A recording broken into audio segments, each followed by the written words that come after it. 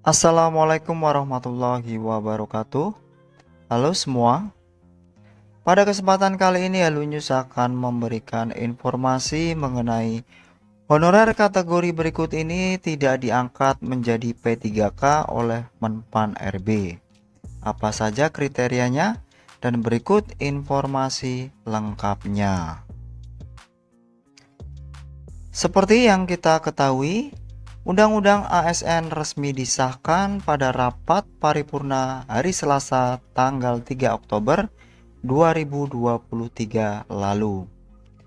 Transformasi dan substansi yang dikandung Undang-Undang Aparatur Sipil Negara masih menjadi pencarian hangat masyarakat. Undang-Undang Aparatur Sipil Negara menjadi solusi dalam permasalahan tenaga honorer atau pegawai P3K yang tak kunjung selesai. Sempat menjadi kekhawatiran akan adanya PHK massal, Menpan RB menjamin bahwa tenaga honorer tak akan kehilangan pekerjaan hingga tahun 2024 dan menemukan skenario terbaik seperti disebut akan diangkat menjadi P3K.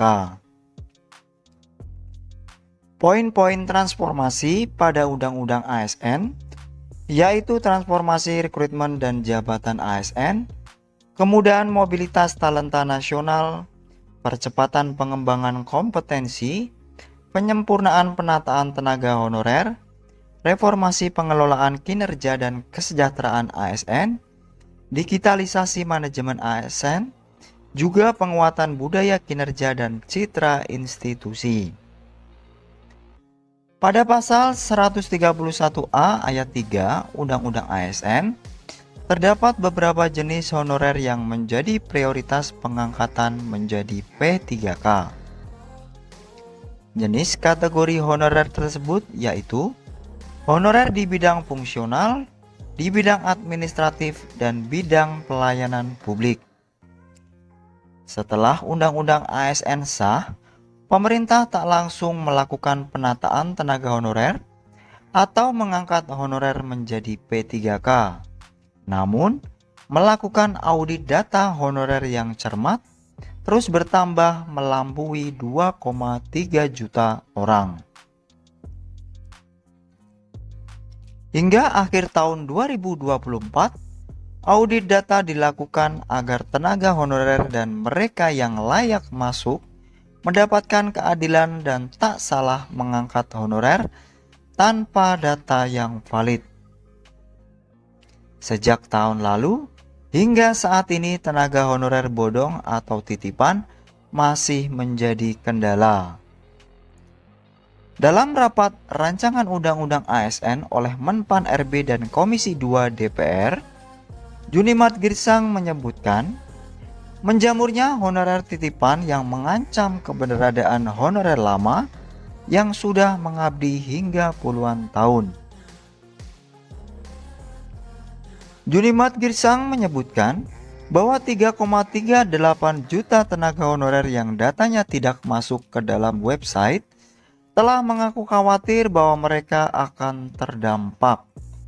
Kedua, mereka juga khawatir bahwa data mereka sebagai tenaga honorer tergantikan dengan non-ASN titipan.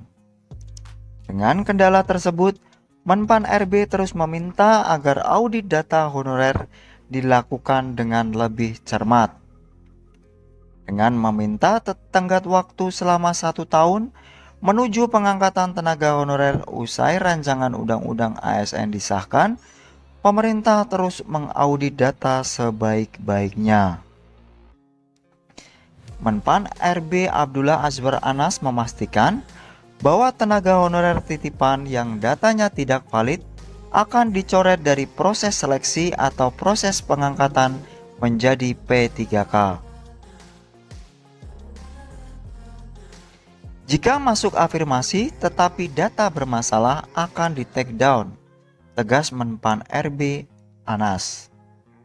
Sementara itu, Mahfud MD mengatakan beberapa honorer titipan kepala daerah baru cukup menjadi kendala.